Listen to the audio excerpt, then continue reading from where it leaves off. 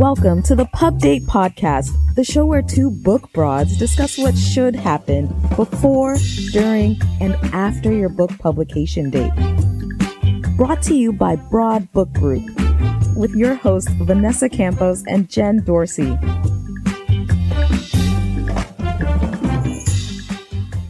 Hello, everyone. Welcome to the Pub Date Podcast. Hey, Vanessa, how's it going? It's going great. It's Fridays, so I love Fridays. How's it going, Jen? Oh, same. I'm ready to have a little bit of a cocktail, have my own little personal pub date here very, very shortly. But before we do that, this is exciting. We have a guest today. We do. He's an honorary book broad. He really is. He really is. He's one of our behind the scenes honorary book broads. We're so happy to have him here. Andrew Welyczko, how are you today? I am doing really well. Thank you. Thank you for having me on the show. Oh, it is our pleasure. So I want to give our guests, just our listeners, a little bit of a background as to who you are. Andrew's an award-winning graphic designer. He's got 25 years of experience creating brand and editorial-focused design for everything: advertising, marketing, publishing, identity development. Since founding Abandoned West Creative in 2009, he's designed over 150 book covers and interiors for clients ranging from the Big Four to self-published authors. He lives in Boulder, Colorado with his lovely wife, daughter, and irascible cat, Isabel, sorry. So, Andrew, welcome to the show. We're going to talk about book covers today. Great. I am excited to talk about book covers because I think it's at times somewhat of a mysterious subject. People either think they're a lot more complicated than they are or not nearly as complicated as they really are. So it's a nice opportunity to share some of the behind the scenes of how a cover comes together. Absolutely. It's a whole other world, I think. And a part of book publishing, as you mentioned, that not everybody understands. They think that maybe it just magically happens. So fill us in a little bit. I'd like to know a little bit about your work. Tell us a little bit about types of books that you've worked on, and just give us a bit of background on you. Sure. Book covers, as sort of your introduction suggested, is part of sort of a large menu of things I do, but covers are what I have, and book structure in general is what I've come to focus on over the last few years, because partially as sort of my reaction to, as a lot of people and a lot of media has gone very digital, and people think of the web as the primary way people communicate these days, is that I, found something very comfortable about books, and that includes ebooks. There's a balance to the textural quality of books that I think is a nice counterpoint to a very digital and video focused media landscape. And that's kind of what really interested me as a designer more and more so. It's an ability to contribute some texture to a landscape that can sometimes feel a little cold and a little less purposeful. And another thing that sort of has attracted me and kept me interested in working on books is that there's an opportunity to work either with larger organizations, certainly bigger publishers who work on higher volume and work on books that are more commercial in nature, and having the opportunity to work with self-published authors at the same time. I can kind of chart my own course, and it's an opportunity to watch people realize a dream. I mean, publishing a book for a lot of people still feels like this really magical event. It's something that they get to hold and consider and put a lot of creative and thought effort into, and in guiding people along that pathway is really fulfilling. And so it's an interesting counterpoint against, more, commercial goals and more individual goals, depending on who I choose to work with. And so that's why I've kind of focused my talents in this area right now, because I think it's a unique opportunity and it's a nice counterpoint to a lot of other opportunities right now. Absolutely. And I think you bring up a really good point, which is the magic part of it. And to so many people, book publishing remains somewhat mysterious, which is one of the reasons I think we're doing this podcast, so that we can sort of, kick down some of those barriers and shine a little bit of a light on what we do and what you do. And so talking about that magic part for just a second, What do you think makes a book cover magical? That's a really good question, and kind of a difficult question to answer. I think it comes back to the cliche about judging a book by its cover. Is a cover at its best is very representational. It has a lot of weight in terms of what the book itself represents. If you think about fiction, is it sets mood and it sets tone, and whether the book is it a murder mystery? Is it a thriller? Is it romance? And you think about how covers reflect the styles of books, and they're very emotive and evocative. And I think anything that connects to emotion immediately becomes kind of mysterious and kind of interesting, how the design and how the title, in photography or illustration, tap into certain emotional cues in a person. I think if you look at nonfiction, I don't think those cues go away, because books can be very weighty. They can tackle subjects that are difficult and political and social, or things that are more informational. And I think people connect the subjects of books to a lot of personal journeys, and the extent to which a successful cover can help tap into some of those ideas and can connect people to information makes them very powerful. And I think that's why people view them with a bit of mystery and a bit of magic, because they become these very powerful symbols of knowledge and of ideas and of stories.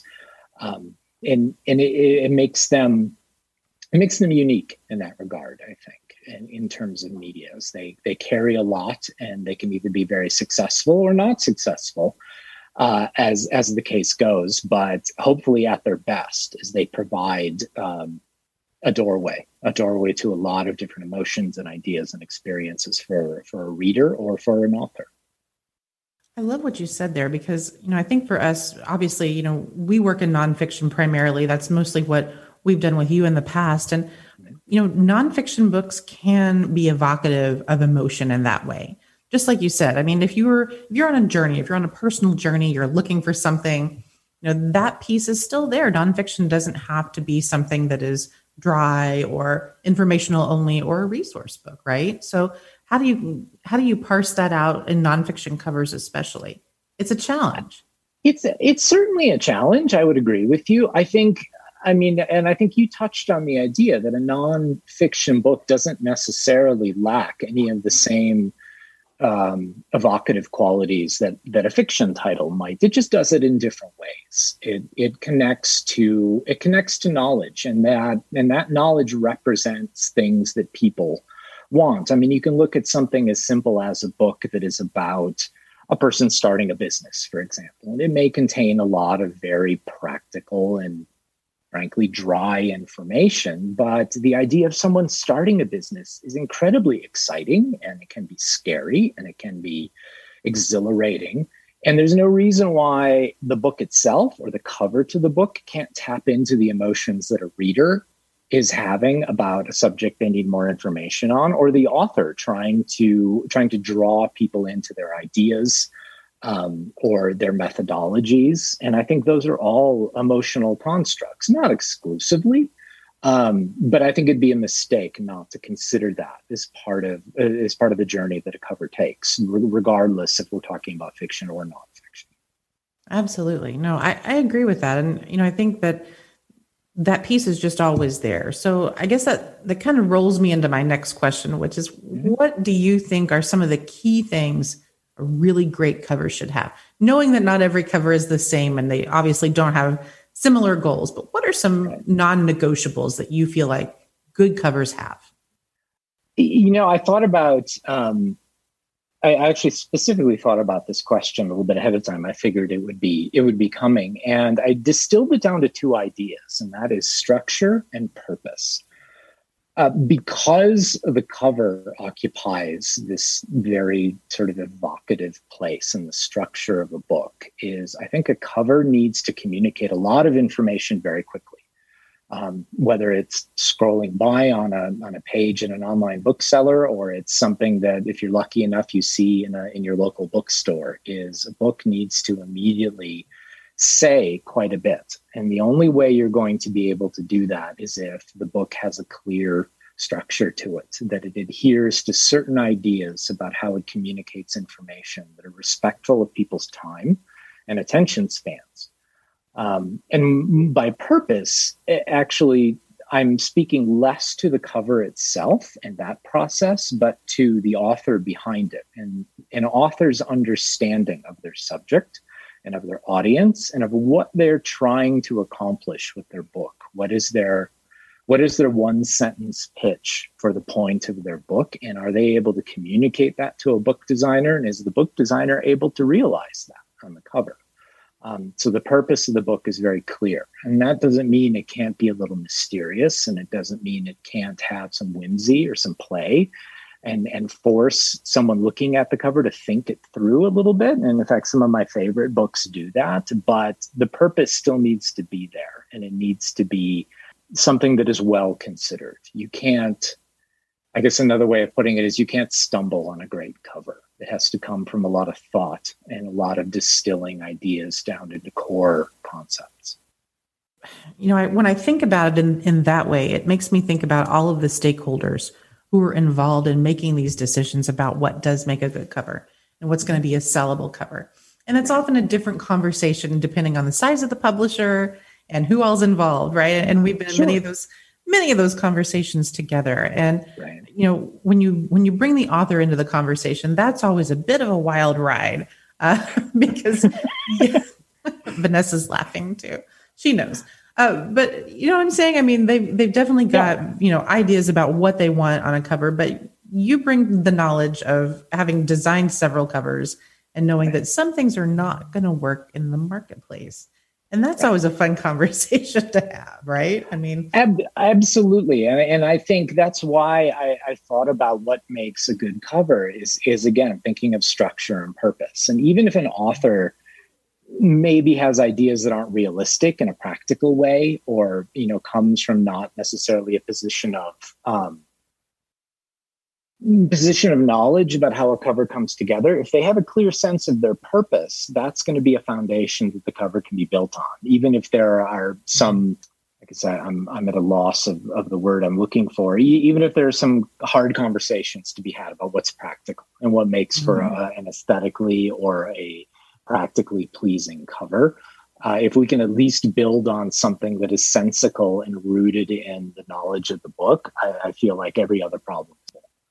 Right. That always shines through on your covers. So I've got to say that, that's always something that I look forward to seeing on your covers. You parse that out of people, and that's one of your amazing talents among many that you have.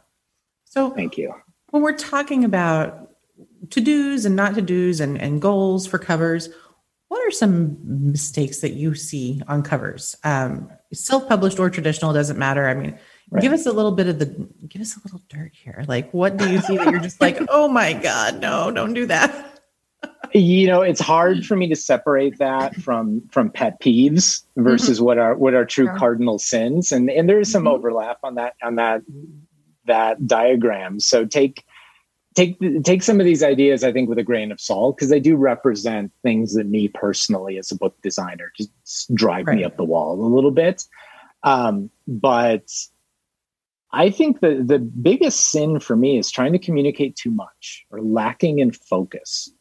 I think a lot of times, especially self-published authors, I think this is less of an issue with more commercially focused books, but especially authors who are trying to DIY, is they put a lot of blood, sweat, and tears into their book, and they can't help themselves in terms of how they want to put those ideas on a cover. And a cover at its best needs to focus in on, again, a few key, well-conceived, well-considered ideas.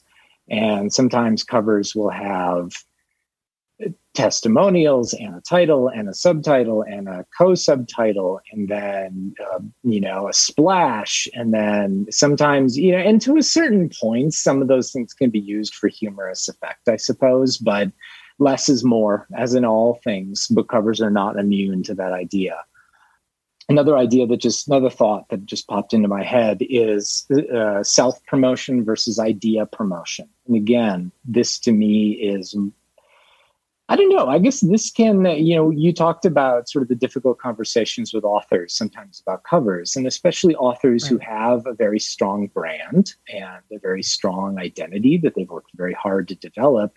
they become a little more focused on promoting that identity with their book than necessarily promoting the ideas of the book. I mean, I get that. I understand where that comes from. The people who are predisposed to do that as authors, I think, have learned that there's you never stop promoting or developing your brand, and I can respect that.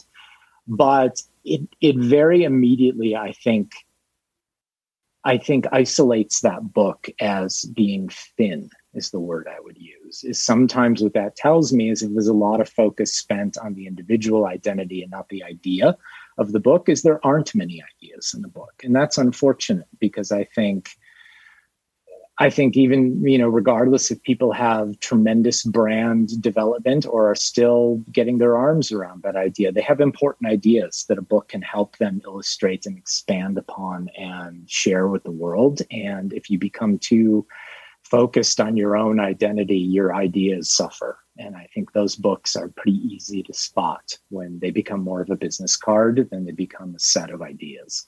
This comes purely as a pet peeve, so take it or leave it, I guess, is book cover designs that very clearly and obviously coattail on more popular books or books that are well known in the marketplace. And the best example I can think of, and I think Vanessa, you and I have shared this idea before, and probably you and I, Jen, is Malcolm Gladwell's books, which I know are excellent, amazing reads and are popular for very good reason. And then everyone lined up and said, I want my book to look exactly like Mr. Gladwell's books. And that doesn't make you as popular or as well written or as well conceived or as deep or anything. And that's an idea that will never go away. And it's an innocent idea. I get why people do that. They see something they like. You just have to be careful, because you are not that other author and you are not writing that other book. And it's okay to be influenced by things, and it's okay to take an idea and then veer in a different direction with it, but you can't copy it. And I have been asked many times by clients to say, I want it to look exactly the same. I want the same graphic. I want the same typeface. And that's not a book cover. That's that's flattery, and flattery is wonderful, but that's not how you, again, develop and promote and isolate your ideas as unique. So I would say those are probably what I think are the most obvious problems that I see quite often, unfortunately. But I think are all easily avoidable, to be honest. So I have a question for you, Andrew. Yeah.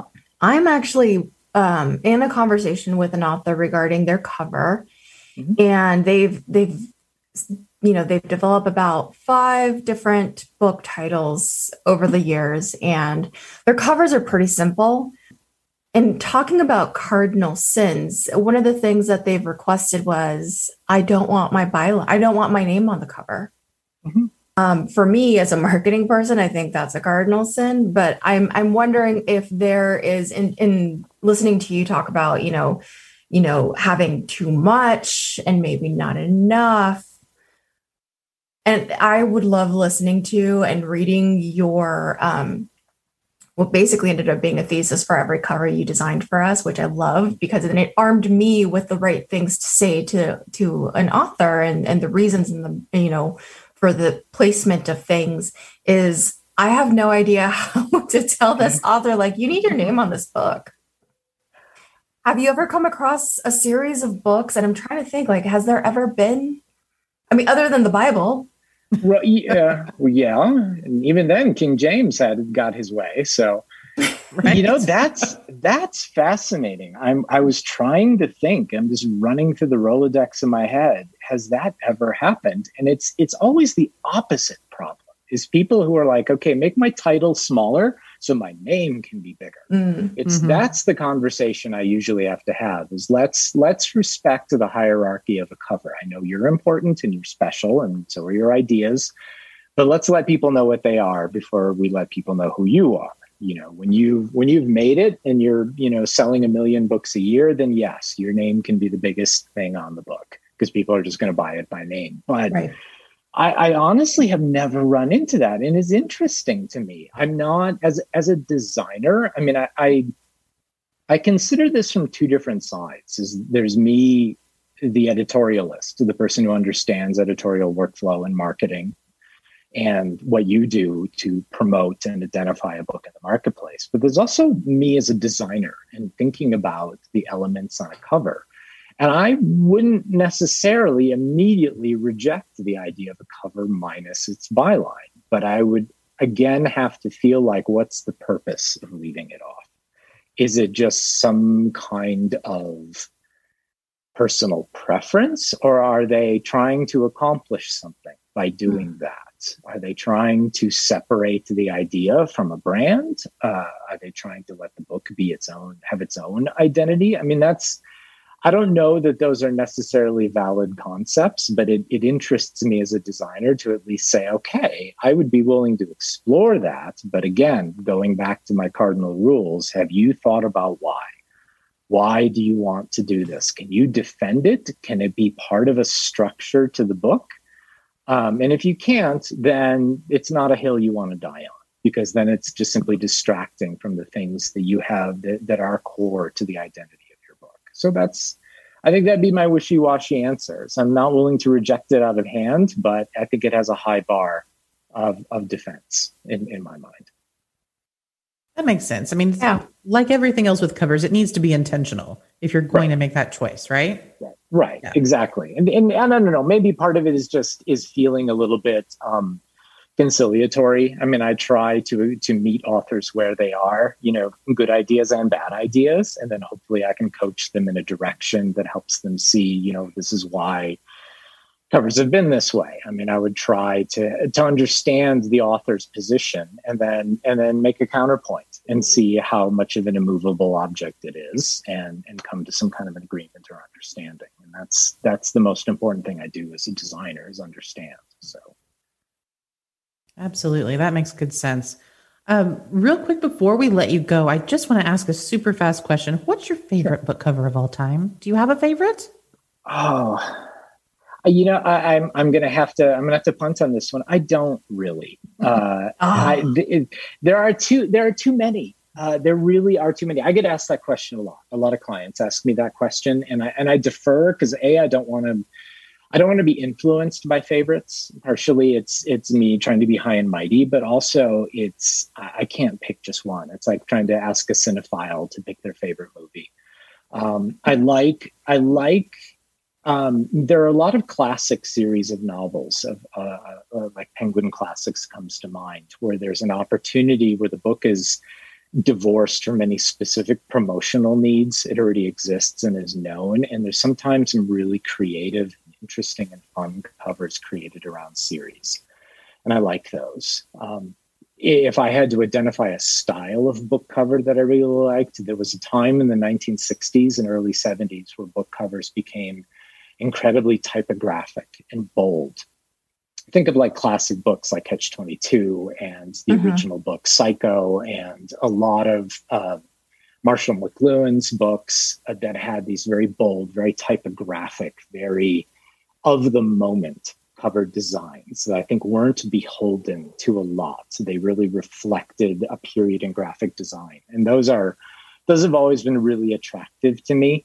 And to me, they really are evocative of a time in a space, yet are incredibly timeless in their appeal. So I guess that would be my answer. I'm not going to identify a specific book because, again, it's difficult for me to do that. I can't pick one without picking 10 more. Absolutely. Well, we will put something about this on the blog, and we'll talk about some of our collective favorite covers and do a little show and tell on our website for everybody. So thank you, Andrew. How can people reach out to you if they want to talk to you more about book covers or hire you to do a book cover for them? It's funny to say, as I'm actually really bad at promoting myself. Most of my business comes a word from mouth. So I don't have an identity beyond if they'd like to reach out to me via email. It's andrew@abandonedwest.com. And that's really the best way to reach me. And I'm sure maybe on the blog post, we can put some additional information. But Absolutely. Honestly, I'm about having conversations with clients. And so that would be the best way. Let's reach out and let's start a conversation. Perfect. Well, we thank you so much for this conversation today. It has been an absolute blast to have you here, and we just cherish your friendship and your professionalism and all good things about you. So thanks again. And thanks to our producer, Paul Roberts. Thanks to our executive producer, Emily Carpenter-Polskamp. This has been Pub Date, and we will see you next time. We hope that you gained some valuable insights into the world of book publishing. Head over to broadbookgroup.com to learn more about us and all our services. And be sure to check out all our social media at Broad Book Group. Until then, keep publishing.